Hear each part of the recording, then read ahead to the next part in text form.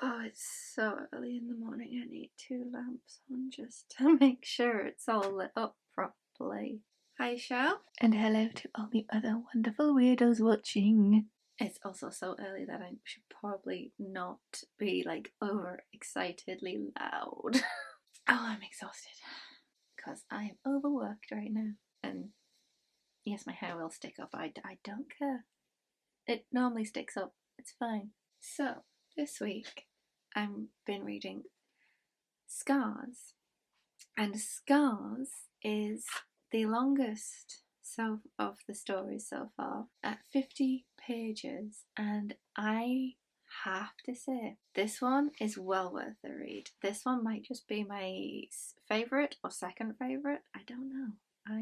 I literally have like one complaint, but that's more of a personal thing that pulls me out of stories when things aren't done to the best of my knowledge. But I can't really fault people for not knowing certain things, or it could have been lost in translation. I don't know.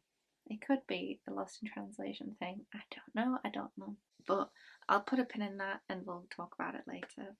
But right now, I need to say I'm probably not going to run through the usual with this story. I'm not going to give a spoiler rundown either, because normally there's just when I talk about a story, I run through the whole plot and it's just like, But this is long enough for me to give you a vague premise and my whole thoughts on it. And I have to say, it is well worth the read. This is well worth the read. So, I do not want to spoil it. I do not want to spoil it for anybody. So, we start off with a boy who doesn't remember a thing. He's been kidnapped and chained in a cave by some people. And there's something else in this cave who is attacking him. He's got this very specific set of scars on him from the beak of this creature. He is tortured for his whole childhood, and he's basically fed off raw meat and greens through the whole thing, and he only knows the inside of this cave, and when he's bored he's just like throws the chains about and they create a spark, and he's so overjoyed by this new bit of information that he's discovered, he does it again and he sees an insect and he becomes like so happy that there's something else living here, that he's created this little quick bond with this insect. He tries to find it again, but it's scurried away and he's upset, not because he's lost the insect, but because he has finally come to terms with just the feeling of loneliness. And it's just so, just very internally, this should not be happening. What? And wait, how does anybody chain up a boy and let him be tortured by this cave-dwelling creature? The ends does not seem to justify the means, because we do get the explanation of why the people are doing it. So the boy eventually grows up into a youth, not a young man, but a youth, because we do get young men, but the youth, so I'm assuming adolescent-y type. And he's finally able to escape. And this is his story of coming across humanity and how humanity is treating him, and it's not great. He's even compared to, like, he's even thrown into fighting rings because humanity just, this one person recognizes the scars on him and he uses it to his advantage. He knows exactly how to paralyze him by touching one of the scars on the nape of his neck, because the creature has gone meticulously up each vertebra of his spine, even over and over again, but he never ever like pecks at him at the exact same spot. And it's just like, so one of the ones on the back of his neck paralyzes him, and they use that against him just to control the boy, and it's so devastating seeing how this like guy turns him into like a prize fighter, pitting him up against like rabies driven dogs, wolves, and even bears at times. And he doesn't even remember what's happening. He just like blacks out from the feeling of every bone in his body breaking, and then he wakes up and there's just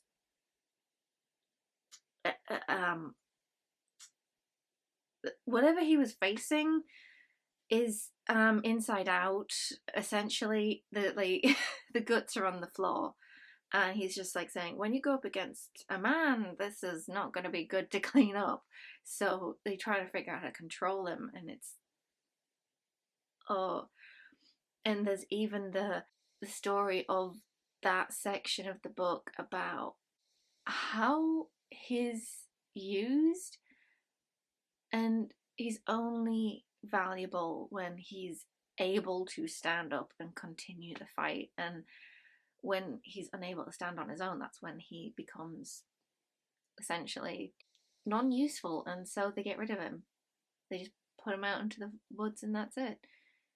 And it is heartbreaking because I think they try to get him drunk to try and control him, or some of the impulses, because they try and figure out exactly what sets the transformation off. Because everywhere he's got these triangle scars, and if he thinks he's about to die, he transforms. His whole arm becomes solid. And even one time, the guy who's controlling him is like overjoyed and counting all of the money and going, "Oh, that's amazing. How did you do that trick with the wings?" Kind of making me think, because I start theorizing, because this creature, that he describes as a winged creature with feathers, and it's kind of made me think that the boy is going to turn into the creature. Like, this whole cycle is when the creature dies, he's already created from the sacrificed boy a new creature, and then that boy turns the next sacrificed boy into the creature, and it just keeps going and going. That's what I was theorizing anyways, but completely wrong. But it was just fun to theorize what was going on. Why was this happening to him? Even though all we need to know is that that's what is the product of this creature. And it's just his story of his interactions with humanity and then facing off with the creature again. And the aftermath. Oh, the aftermath. It's so good. Because he does have to go back. Because if he finds out that there is, because he comes across the village, because he doesn't remember anything from his time before, but you finally comes to a village that he recognizes. And through that village, they recognize his scars. There's this one bloke who in particular recognizes the scars, and he's just like, "What are you doing to my sister? Why have you come for my sister?" Because the boy, living in a cave for his childhood, doesn't know how language works, and so he doesn't understand. But the guy is thinking, we get everybody's thought processes through their dialogue with him, and this bloke is just like thinking that he's come for his sister to replace him, because originally we find out that the father of this family stole our protagonist just because the father did it because his daughter had an illness that took her sight and then would eventually start degrading her body until having a slow and painful death. And that's what the sorcerer said anyways, and so they needed to sacrifice somebody to the creature, because the creature is a bad omen that would bring disease, death, and plague and famine. The crops would die out, it would be bringing about this whole thing, because when the creature is hungry, it needs a sacrifice. And instead of stealing from the village, it would take it from the sacrifice. That's what they believed. That's how the story goes. And we are led through the thought process going, this has to be wrong. And it can't be right, can it? It's just hearsay because it's been done for so long, right? And because how can this creature create illness? It could just be stealing from the fields. It could just have inadvertently created the disease and illness from stealing so much food that the people can't feed themselves to keep healthy. I don't know. That's the thought processes. It's just created from an external fear. And when we do see the finality of it, it's so cool and interesting, but it's like, ouch, like how the creature ties in with the village and maybe greater society as a whole, and how the two coincide, that they have to coexist, but also it's just like, how do we justify sending a child into knowing nothing but pain? There was a really horrific line in there of the youth coming, like, being very sad and angry about how he has never known anything else, that was his existence, and he didn't know any better until he realized that there was like another option, that he could have had a childhood that didn't know pain, but he did. And he was just feeling that raw emotion as well as we're reading. It just, this was done really well. The ending was so good. I'm not going to spoil it. It's just so good. Just seeing how they are tied together and how one cannot exist without the other. It's so good. I loved it.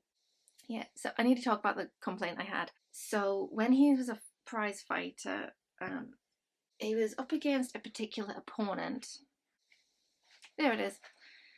The young man with the fierce expression moved as if he were gliding on his feet, dodged under the youth's arm, and slammed the youth's throat with his thumb and forefinger. A quick but effective blow. Yes, I agree. It is very good just going to somebody's throat. I learned that back when I was 15, 16.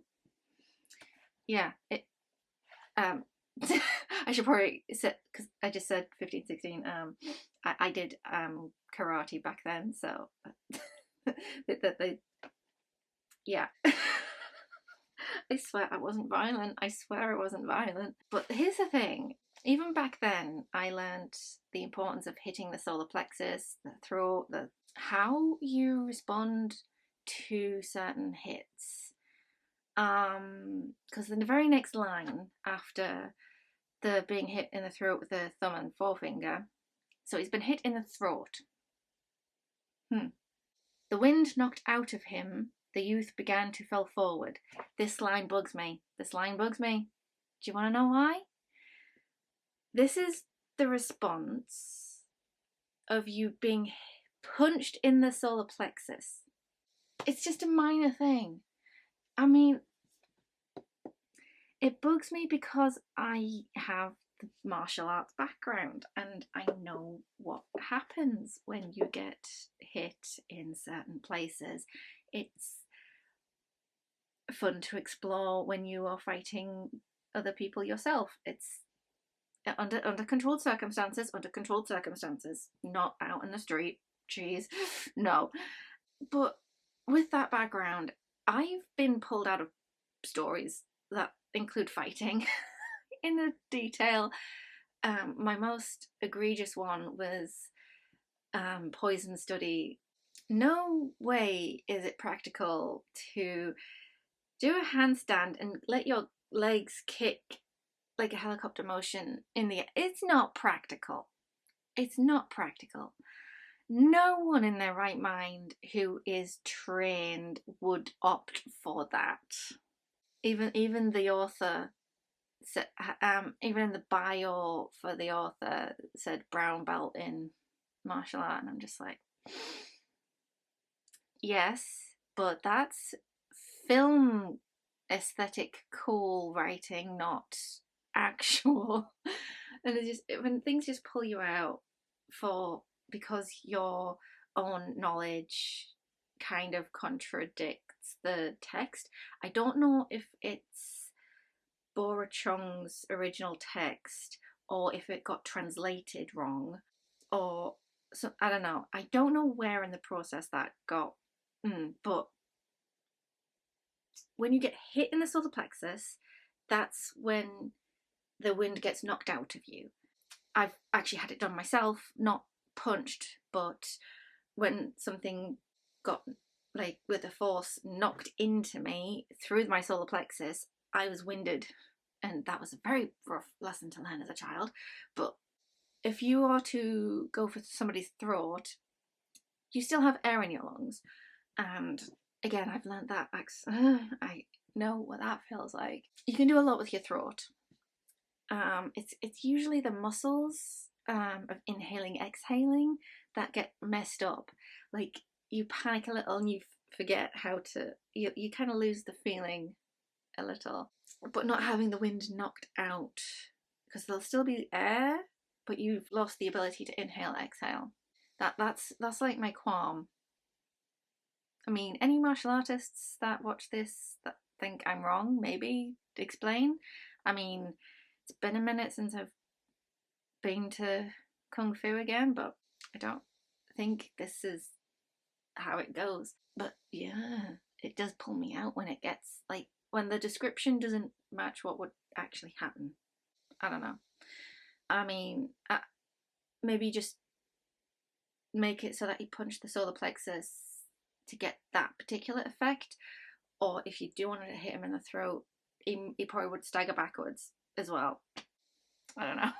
It's just one of those things that bug me when it pops up.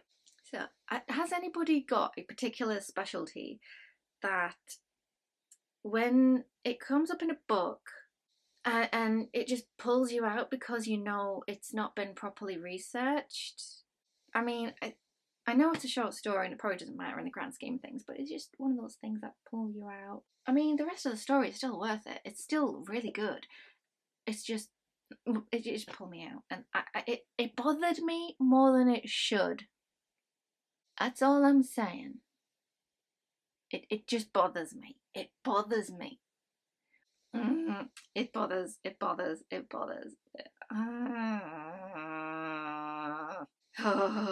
Maybe if I read enough fight scenes, I could probably do a video explaining why things pull me out.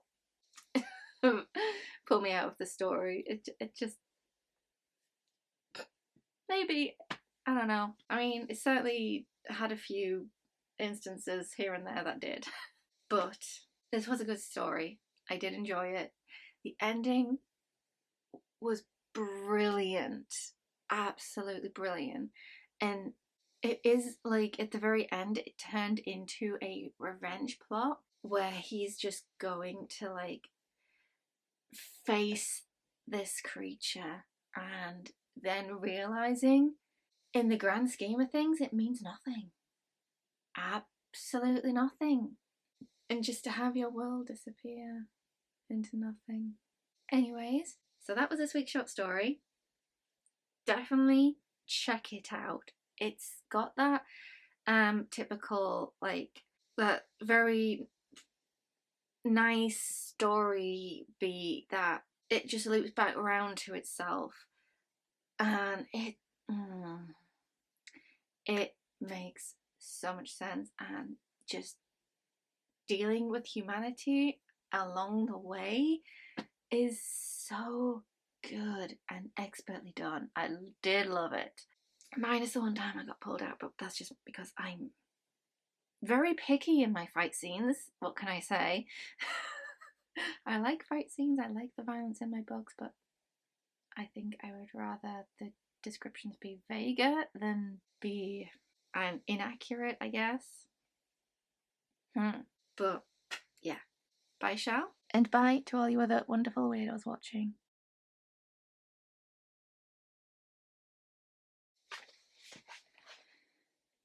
He hadn't wanted revenge.